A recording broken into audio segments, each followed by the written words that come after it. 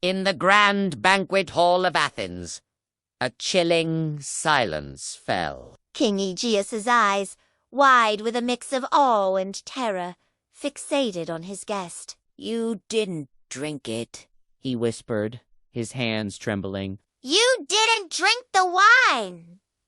He saw the revelation as if it were a prophecy from Apollo himself. In response, Theseus drew a magnificent sword from his waist, its polished blade shimmering under the torchlight. "This is my father's sword," he declared, his gaze sweeping across the tense faces in the hall. "I knew a stranger arriving in Athens, as a hero might attract. ... Unwanted attention. I came prepared for an assassination attempt. Medea, the king's cunning wife, let a soft, unsettling smile play on her lips." She gestured gracefully. "Assassination. My dear Theseus, it was merely a test of your wits. A test you have passed. But intellect alone does not make a prince of Athens. Are you ready for a test of strength?" Theseus met her gaze. "I've dealt with my fair share of villains on the road but I won't refuse a request from my father's wife. What is this? Test?" Medea's eyes lit up as if she had been waiting for this very question. "A mad bull ravages the Marathon plain. Soon it will charge into our city and harm our people. If you are the hero they claim, surely you must put down this beast preemptively." Theseus paused, closing his eyes for a moment before nodding with firm resolve. "Very well, but on one condition. When I defeat the bull and save the citizens, you, Medea, will relinquish all power you hold in Athens and leave this city with your son." Medea's smile twisted into a snarl at this unexpected demand. Before she could answer, a man shouted from the side. It was Paeas, the king's brother, pointing at the poisoned wine spilled on the floor. "Such a task is not for some upstart from Trojan. My sons will handle the bull of Marathon." As if on cue, the doors burst open and Pallas's sons, a small army clad in heavy armor and armed with spears and shields, stormed into the hall. Their eyes, filled with killing intent, were locked on Theseus. Theseus bowed his head in a quiet prayer. "Please, forgive me." He slowly placed his father's sword at Aegeus's feet and instead picked up the massive bronze club he had taken from the brigand Periphetes. With a unified war cry, Pallas's sons charged. The banquet hall erupted into a maelstrom of violence. Theseus was a whirlwind of destruction, his huge club a blur of motion. He mercilessly struck down his own cousins. Bones shattered, shields splintered, and blood splattered against the marble pillars. Aegeus, Pallas, and Medea watched in horror at the brutal family conflict unfolding before them. The fight spilled out from the hall and into the palace corridors. A long, agonizing time passed. Finally, a single blood-soaked figure walked back through the open doors. It was Theseus. Behind him, the groans of Pallas's fallen sons echoed, a grim testament to his victory. Seeing the carnage, Medea wasted no time. She scrambled Towards a window, climbed a ladder, and vanished into the night. Pallas trembled, a cocktail of rage and sheer terror coursing through him. "You haven't won yet?" he shrieked, his voice cracking. But Pallas was wrong. At that very moment, Outside the palace, the sons of Cercyon were being cut down. An ambush had been perfectly executed by soldiers loyal to Hippothune. The young man Theseus had recently installed as king of Eleusis. Is that ... the sword of One of Cercyon's sons gasped, coughing up blood as he collapsed. Hippothune, standing over him, offered a cynical smile. I knew you would come. I just didn't realize an ambush would be quite this effective. With a final, decisive swing of his sword, he dispatched the last of Pallas's reinforcements. Back inside, Theseus stood before his uncle, Pallas.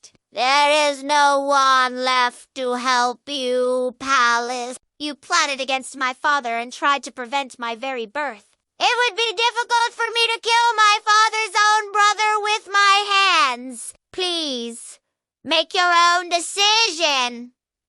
A strange calm settled over Pallas. He nodded slowly. Yes, I did oppose your existence. And in the end, you have driven me to my death, proving my fears correct. With a final defiant gesture, he picked up the fallen cup of poison, drained it, and collapsed to the floor. Silence descended upon the hall. Theseus turned and looked at his father, Aegeus. After a long, heavy moment, the two men rushed into each other's arms, years of separation and sorrow pouring out in tears. My father! Aegeus, king of Athens. Theseus cried. My son, Aegeus sobbed, holding him tight. Theseus, you are no longer a prince of today. I declare you the Prince of Athens and my true Just then, Hippothune entered the hall and knelt before the new prince. He quickly explained how he had reunited with his mother Allope, whom Theseus had freed from prison. Together, Theseus and Hippothune walked outside the palace, Where the bodies of Cercyon's sons lay strewn across the courtyard. Thank you for your help, Theseus said, his voice filled with gratitude. No, my prince, Hippothune replied. It is I who will never forget the grace you showed me by making me the king of Eleusis. But their moment of peace was brutally short-lived. A shadow detached itself from the darkness. It was Medea. And beside her stood a monstrous creature, the bull of Marathon. Kill him! Medea shrieked. Like a bolt of lightning, the bull charged. Hippothune, without a thought for his own safety, threw himself in front of Theseus. He was struck by the bull's massive horns and tossed aside, grievously wounded.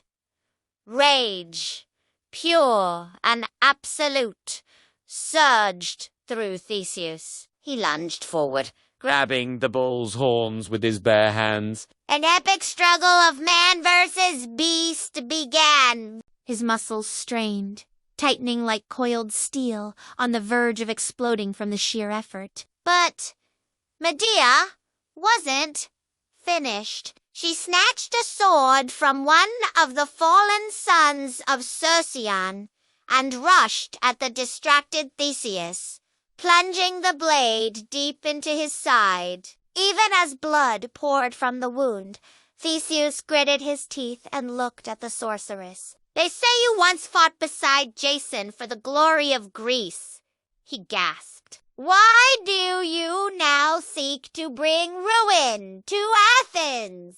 Medea's reply was as cold and sharp as her blade. The human heart is more complex than any magic hero. Even I cannot fully comprehend my own feelings. But Theseus was not defeated. Bleeding and battered, he summoned a final godlike surge of strength. With a mighty roar, he twisted the bull's head with such force that he broke its neck, then hurled the massive carcass against the palace wall. The sound of splintering bone echoed through the night. The beast was dead. He then turned his attention to the sword embedded in his body. In a display Of incredible power, he swung his heavy club and shattered the blade still stuck in his flesh. Medea's eyes widened in disbelief. She finally understood. "This is a battle I cannot win," she whispered to herself. She turned and fled, and soon the sound of galloping hooves faded into the distance. In the royal palace of Athens, the stench of blood mingled with the triumphant cheers of victory. The trials were over. The conspiracies were crushed. Theseus, the hero of Troson, had finally, indisputably, taken his rightful place as the true Prince of Athens. Thank you so much for joining me on this incredible journey through Greek mythology. If you enjoyed this story, don't forget to hit that like button, subscribe to the channel, and ring the bell so you never miss another epic tale. See you next time!